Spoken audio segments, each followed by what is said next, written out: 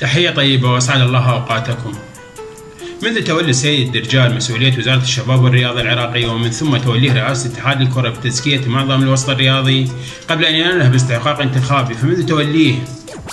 والعديد من الصحفيين والإعلاميين ومن تبعهم من جمهور الشارع الكروي قد بدأوا حربا شعواء بتراء همجية ومنهجة تتسم بالفوضى ولا هوادة لها ضد هذه الشخصية الوطنية، حيث خرجت عن السيطرة في كثير من الأحيان، ووصل الحال بها أن تصف الرئيس الحالي بالدكتاتور الذي لا يناقش بأمر وصاحب الكلمة المطلقة في إمبراطورية كرة القدم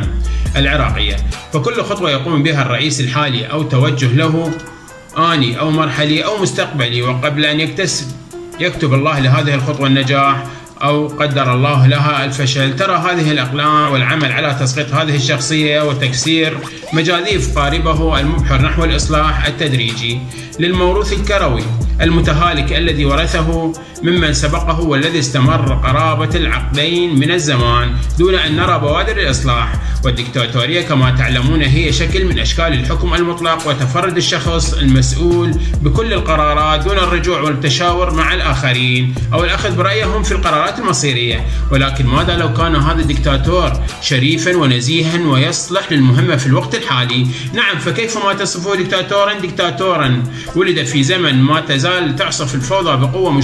مجتمعه الرياضي بشكل عام والكروي بشكل خاص، لا سيما بعد ما تناسلت وانجبت الساحة الرياضية العراقية عبر مخاضها المعقد من بعد مرحلة التغيير وإلى الآن أجيالا جديدة من الأكاديميين والفنيين والإداريين والمدربين واللاعبين وشريحة واسعة من المشجعين اتصفت ببلادة التفكير، ابتعدوا كثيرا عن مبادئ العمل الرياضي والتعامل اللا أخلاقي والمهني الذي يصوب العملية الكروية في بلدنا العزيز. ولعل في مقدمة هذا الموروث المتهالك هي الأزمة الكروية التي تمر بها الكرة العراقية بإفرازاتها الحالية والتي حولتها هذه الفوضى ومسلسل الهجمات العنيفة المتوالية من قبل بعض الأصوات النشاز والتي تمتهن العوم عكس التيار، حولتها بمخيلتها إلى أشبه بعمارة قديمة مترنحة يمينا ويسارا وهي آيلة للسقوط، وهي كانت فعلا كذلك بعد أن فشلت مختلف الحلول الإصلاحية والترقيعية مما سبق الرئيس الحالي في تغطية ثقوب الفساد والفشل والإخفاقات والأخطاء الكبيرة والكثيرة والمريرة. وإذا بتلك الأخطاء والتخبطات العشوائية في إدارة الأمور وذلك الفشل الكبير المرير لا يحقق عبر مسيرته العاثرة إلا إنجازا واحدا استراتيجيا سيخلده التاريخ، ذلك هو نجاحه في الفوز بكأس آسيا من العام 2007 وفي خضم هذه الفوضى على الصعيد الكروي والإداري والإعلامي وبتناقضاتها ودهاليزها السرية تتجلى لنا تجربة جديدة للكرة العراقية. يصفونه بالدكتاتور، لماذا؟ لأنه استطاع رغم دكتاتوريته البريء من وصفها براءة الذئب من دم يوسف، استطاع أن يغير من موازين المعادلة الكروية الحالية والتي جابهت هذه الأمواج المتلاطمة من الأصوات هنا وهناك والتي غاضها قبل كل شيء تولي الرئيس الحالي مقاليد ملف الحكم الكروي العراقي. فعندما انتزع هذا الدكتور كما يحلو للبعض أن يسميه منصب رئيس جمهورية قدم العراق ممن سبقوه متنقلا بالكرة العراقية إلى عهد جديد تتضح فيه رؤية مستقبلية جادة نحو كرة قدم عراقية متطورة تواكب الحدث الحديث للكرة العالمية. كانت خطوات السابقين مقارنة بالدكتاتور النزيه ترقيعية ومتواضعة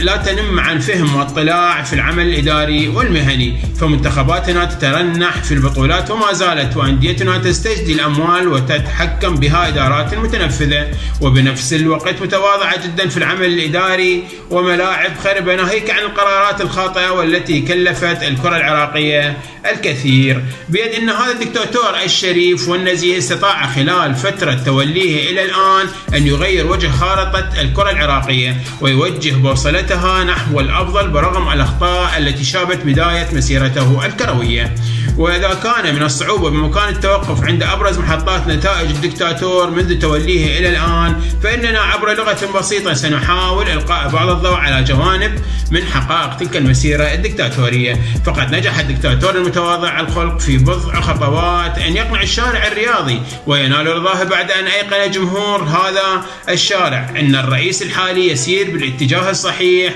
نحو غد أفضل ومشرق للكرة العراقية، من خلال قدرة وتمكين العراق من تنظيم البطولات الرسمية والظفر بكؤوسها، مستندة على بنية تحتية